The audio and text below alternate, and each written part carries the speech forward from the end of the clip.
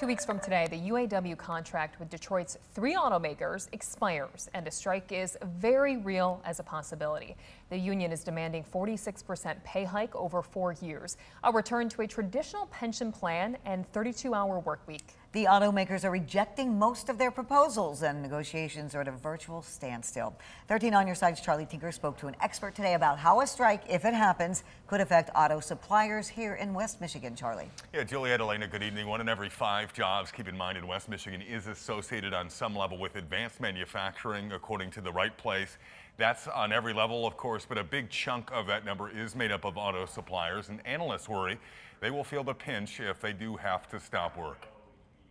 A strike or a potential work stoppage can never come at a right time, but boy, it just feels like completely the wrong time right now for our suppliers in the area. Because West Michigan's stable of auto suppliers, says analyst Mike Wall, has taken one hit after another in the last few years. First rocked by the pandemic shutdowns and the work stoppages. Then on the backside, later by rising commodity prices and the broader inflation picture. So we have not ramped up production enough to a significant enough degree to really start to kind of rebuild your balance sheet, rebuild your financials. And as we've started to recover, it's been a welcome relief, but we're only in the early innings of that sort of kind of production recovery. And if, barring an agreement, the union does go on strike. In the very short term, if this is a shorter lived type of disruption, I think suppliers are going to be able to weather that.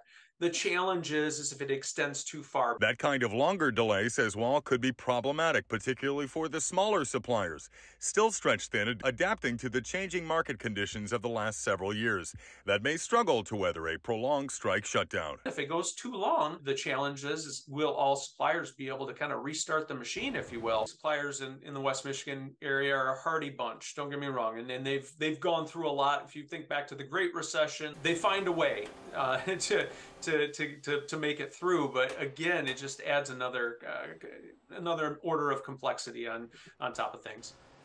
So again, that UAW contract expires September 14th. That's only 2 weeks away, with union leaders suggesting talks were not going well, but not ruling out the possibility of still reaching a deal either.